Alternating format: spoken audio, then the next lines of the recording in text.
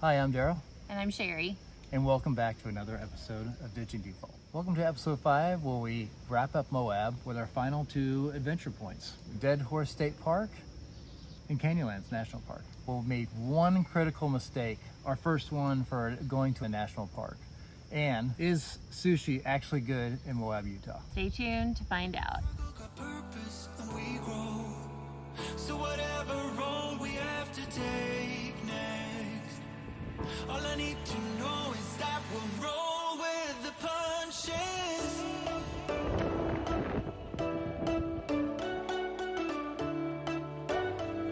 We'll roll with the punches. So this is our last stop in Moab, Utah. We had time to kill between one campsite and another, so we came down to Moab. And oh my word, had lunch, beautiful day, and now it's pouring down rain. How is it? Not good? What do you think? To our third and final location, which was Sun Outdoors Resort, Arches Gateway. And it was a great resort in Moab. You know, they're all packed in tight, but we did have full hookups. There was putt-putt. The kids loved that. If you haven't been in Moab, it is adorable. So we went into town exploring. Let's go.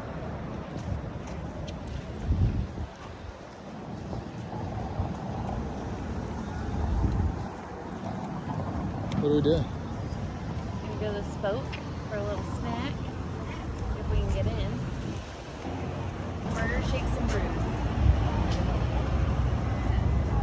Okay, tell me about your root beer. It's good.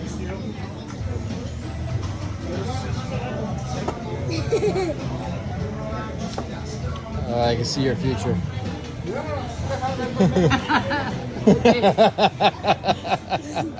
We went to a kombucha brewery and sampled the kombucha. Hanging out in Moab was actually really nice. It's this quaint little town, very, what's the vibe?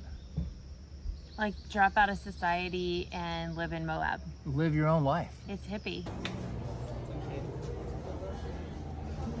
It was really nice It's and like very hip- relaxed. Hippie and ATV folk mix. If you like the ATV, you like mountain biking, and you like rock climbing and just hiking, Moab's actually like the perfect place for you to go and check out and potentially live. So when we set out, we knew we could not eat out all the time. We could not live this lifestyle and be in vacation mode all the time. It just wouldn't be practical budget-wise or for our health. So we kind of gave ourselves a little bit of a ground rule that every place we go, we'll go out to eat once. So it puts a lot of pressure on the place where you're gonna pick. I had listened to a podcast talking about Arches National Park in Moab, and they had recommended sushi there. And our Sushi in Utah in the mountains in the middle of nowhere? I was very skeptical. Yes, but our whole family loves sushi, so we thought, let's give it a shot. Yeah. And we checked out the sushi restaurant in Moab, and it was so good. It was really, the sushi was good, the atmosphere was great. It's a small little place, so make sure, you know, you go when it's not super busy. Then go to the avocado. Avocado. And we got to try Japanese soda for the first time, where you pop the marble in. So it was good The kids food. really like that. Well, I did too, because I got to pop the marble. It was good food and entertainment. The action going on here. Wait, don't cover it. Whoa!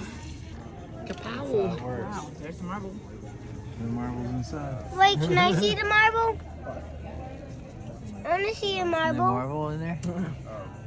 What's So it? the other reason to go into Moab is the state liquor stores. So Utah is dry in the sense that they don't sell anything but the lower alcohol beer and seltzer in grocery stores. If you want wine or hard liquor, you have to go to the state liquor store to do that. And speaking of lines or crowded places, it was nuts. Yeah. There was like a line that snaked through the liquor store. Where are we at? the only place in town that sells liquor. So then we went to Deadhorse State Park, and we decided we were going to go for a sunrise breakfast hike. Well, sunrise is a little strong. No one Turned ever, into a brunch. No one ever said sunrise, but we did say breakfast. Okay, we did say breakfast. Well, going to Deadhorse State Park was our major blunder for a national park, and we'll get to that in a minute. How's everyone doing today? Good. Good. Good. Deadhorse State Park, here we come. Woo woo.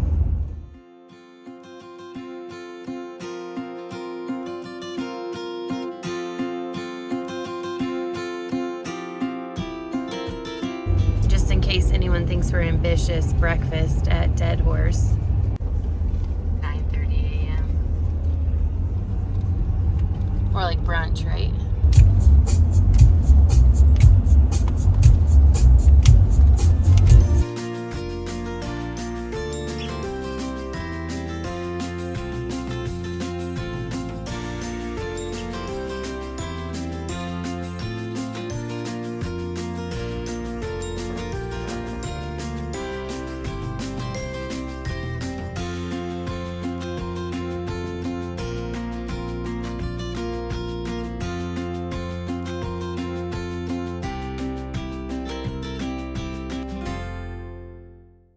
Deadhorse State Park is really cool. It's where they shot the ending of Thelma and Louise. Yep. Oh. So it's like this iconic overlook moment.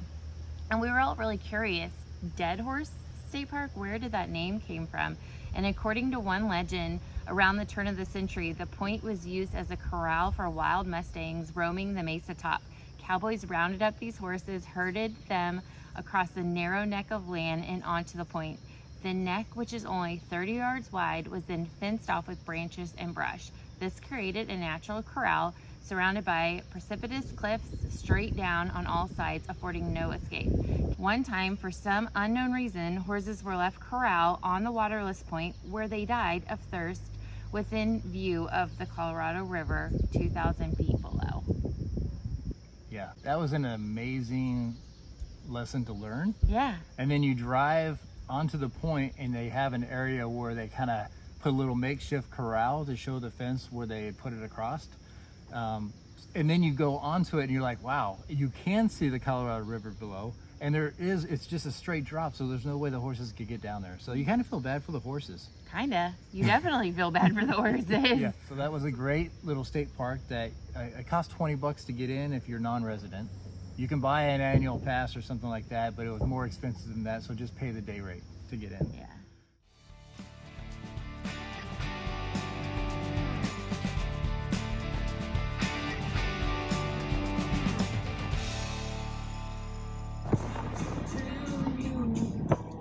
Hi.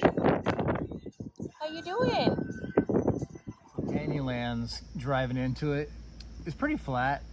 You're driving along and all of a sudden we just hit a dead end like roadblock of cars. So that was our mistake. Our mistake was we didn't go to Canyonlands first. Right. Because there was no cars that we could see down the road when we went into Deadhorse State Park. Yeah. But while we were in kind of hiking around Deadhorse State Park, eating our breakfast leisurely, cars were stacking up at the entrance. Whoops. Major regrets. We Major were like, regrets. oh, we should have the breakfast to go, or we should have went into Canyonlands and had the breakfast. And what happens is, with these ticketed timed entry situations, you get kind of spoiled because the lines aren't long. And I know in the past, you just always waited to get into national parks, but we got kind of spoiled With arches. With arches, getting in and out so quick that we didn't realize if you go to a national park that doesn't have ticketed or timed entry, you better get there early. We didn't really know what was the reason why the cars were stopped so far. And then we get up to a point, we could see in the distance a white billboard sign on the side of the road. It actually said 1 hour wait from this point. And that's when we're like, womp, womp, womp. So we had a decision to make. Do we stay in the line and wait an hour to get into Canyonlands National Park, or do we turn around? 1 hour.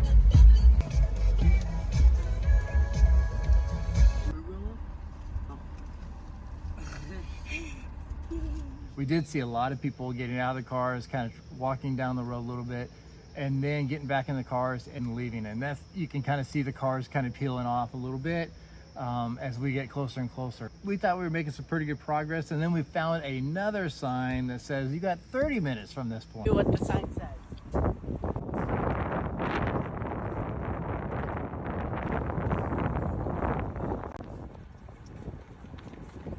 It says 30 minutes. We're like, geez, that felt like it was longer than 30 minutes. But we decided to go ahead and tough it out. We went all the way in. We got there. Once we were in, you know, it was okay. It wasn't that bad of a wait, and if we had expected to wait, it was no problem. What really added insult to injury is that we were dilly-dallying all around Deadhorse, like, and we knew when we had got there the first time there was no line to get into Canyonlands, Yeah. and we missed the boat. It was worth the wait to get into Canyonlands, and we beelined it to the back to do the Grand Rim hike. Overlook. The Grand Rim Overlook, yeah. Yeah, and it was gorgeous, breathtaking. Yeah. So the trailhead starts at the end of the road, and it's a mile out and then a mile back, so 2 miles round trip. You can just go to the overlook area, which is 300 feet or so to that, and you can really kind of see a really good sense of the canyon and how that canyon actually goes back and connects up to Deadhorse State Park.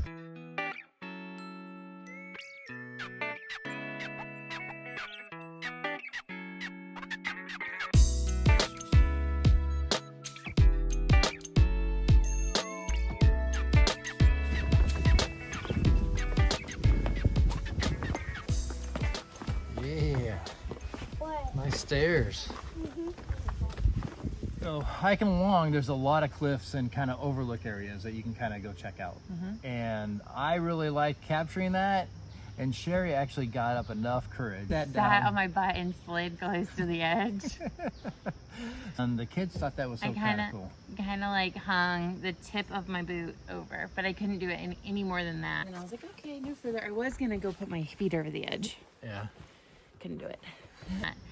But I would, you know, last episode you had mentioned you watched Deacon push his boundaries and navigate and stuff like that. And I will say for this hike, I noticed Dane and Devin just have that natural, they felt very comfortable next to the edge. Are you impressed they even tried that? Yeah. Did you like it? Actually, that's kind of good. I was like, was that your pink phone or what? That was her phone. It was your phone? She just gave it to me, and I was like, okay. My heart's still beating. Just she was like, I want to get out of here. I was like, can I have a look over the edge? Dane did it. I sort of felt comfortable. Like they knew what they were doing. I still was scared, and it kind of took my breath away to see them standing so close to the edge. Got it. Can you please come back now? Dane, Daryl, get him off. You have to be careful, but I see y'all and you know what is physically possible, where I make things up in my head that like, if I get near, I'm just gonna tip over. I have this dichotomy going Yeah. on inside of me. Same. Right. Yeah. So I'm on the fence of letting them do a little bit more, and then if they get too close or doing something crazy, just yell at them. Always be careful and take your steps very seriously. That's my only advice.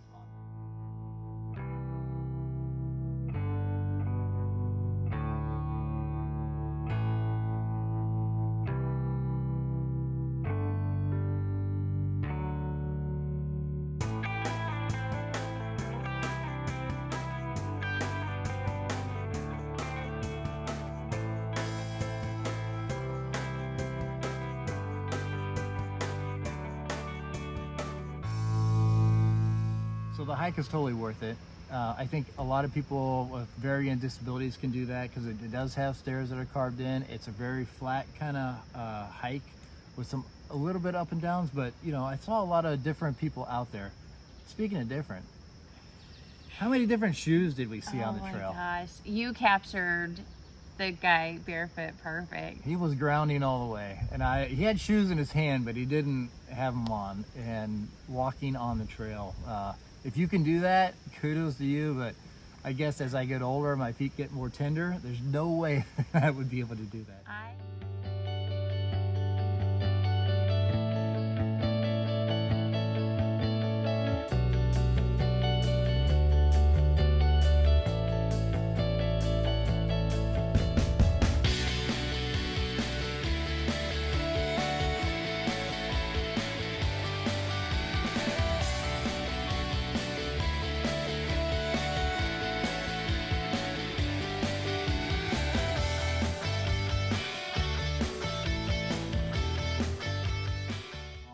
had just rained.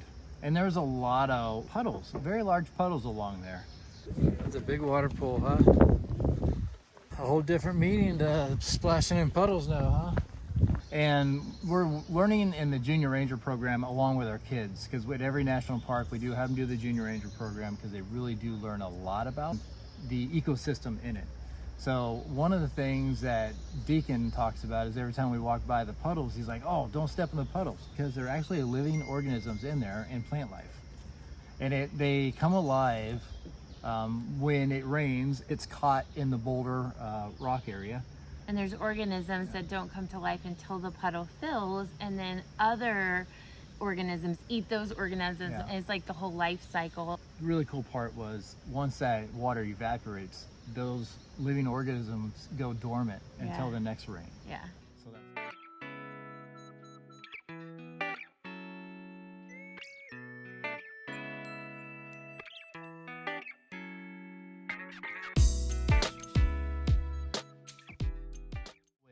a mile in, and then you get to, I think they call it the castles or something like that, where the canyon goes down, and then you see these gigantic like formations in the middle with a couple of smaller ones off to the right hand side. So that one's, I think, the iconic view of Canyonlands National Park. So that was an amazing moment that we were able to kind of soak in. So we sat there for a while. I hung my legs off the edge of the cliff a little bit, gave her a little bit of a heart attack. She was telling me she was going to tell my mom on me. Be careful, have a good time, and just enjoy yourself. If there's plenty of seating back from the ledge just to kind of take it in if that's what you prefer, or you can actually climb up onto the top of a rock that kind of looked like the scene in Lion King. So after the hike, we beelined it back to the campsite because we were pretty tired by that point, and then we were preparing for our next adventure in Capitol Reef National Park. Yay! Where we boondock for the first time. So tune in next time To see if we could actually do that. Bye, guys. Thanks for watching.